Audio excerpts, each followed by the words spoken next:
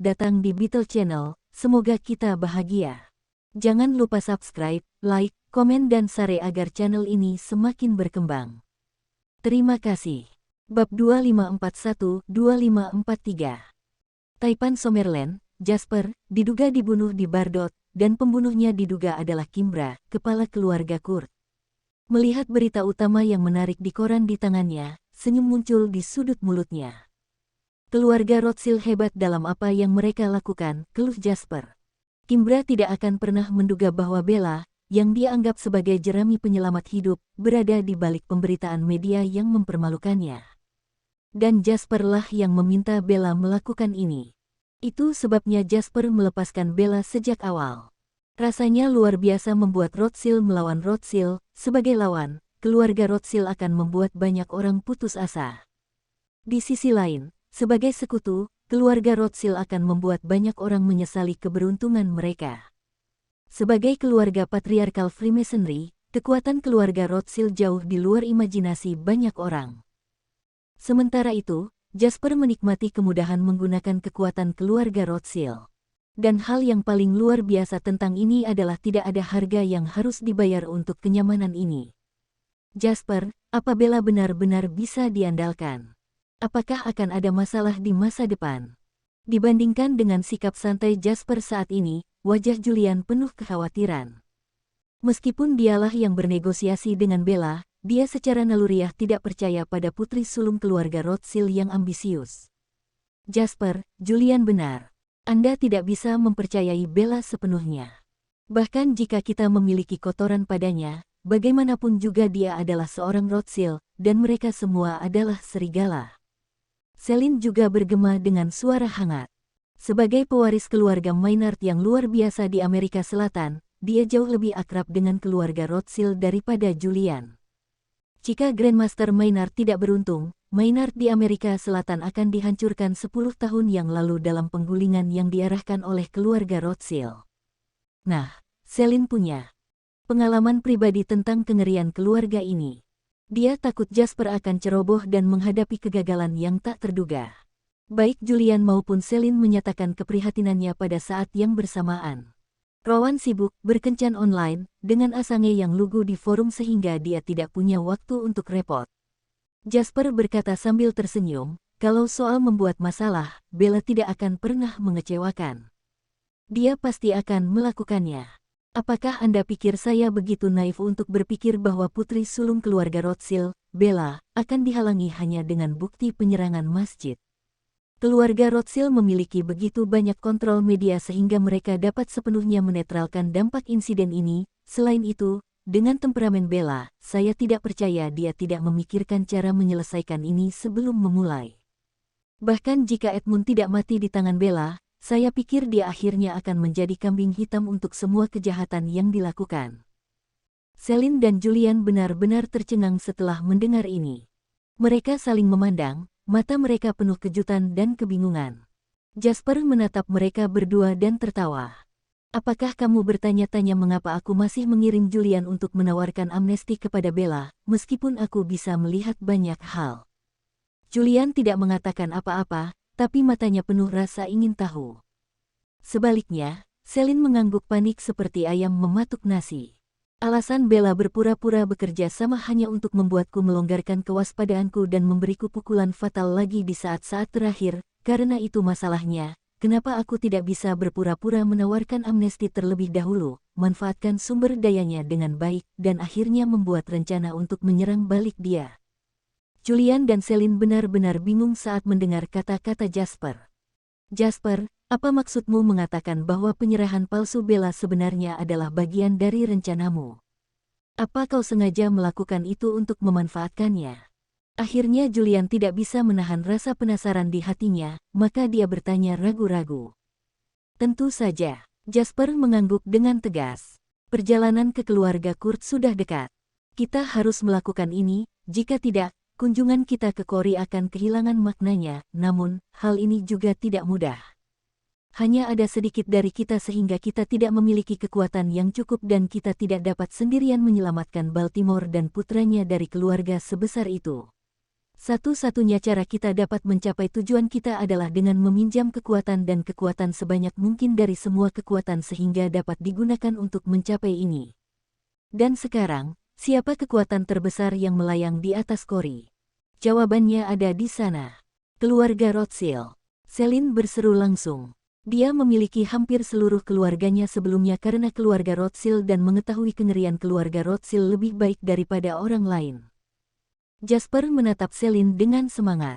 Didorong oleh Jasper, Celine berbicara dengan fasih, meskipun keluarga Rothschild masih merupakan kekuatan luar dan Bella adalah satu-satunya anggota Cory di permukaan, ini tidak berarti bahwa keluarga Rothschild tidak memiliki kekuatan di Cory.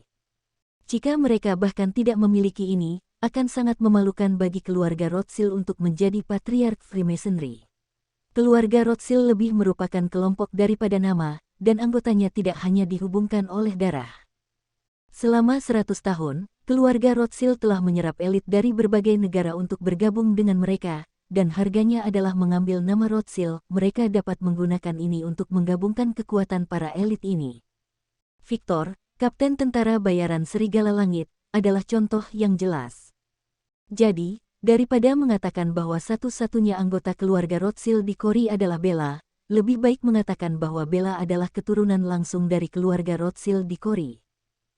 Saya yakin pasti ada banyak anggota Rothschild di pinggiran Cory, seperti Victor, dan bahkan mungkin banyak dari mereka yang memegang posisi penting dalam pemerintahan Cory. Belum lagi outlet media Rothschild yang tersebar luas di seluruh dunia, mereka adalah kekuatan yang sangat kuat. Jika kita harus berbicara tentang kelemahan keluarga Rothschild di Cory, itu adalah kekuatan lunak mereka. Mereka tidak memiliki kekuatan keras yang kuat dari tentara bayaran Serigala Langit, jadi Bella bisa mengipasi api tetapi tidak mengirim seseorang untuk membunuh kita. Dan disitulah kita dapat mengambil keuntungan, karena itu adalah sesuatu yang dapat kita manfaatkan tanpa khawatir tentang serangan balik. Setelah Celine mengatakan ini, dia menatap Jasper sambil menyeringai. Meskipun mereka telah menghadapi banyak krisis akhir-akhir ini, mereka berhasil menyelesaikan semuanya dengan strategi Jasper.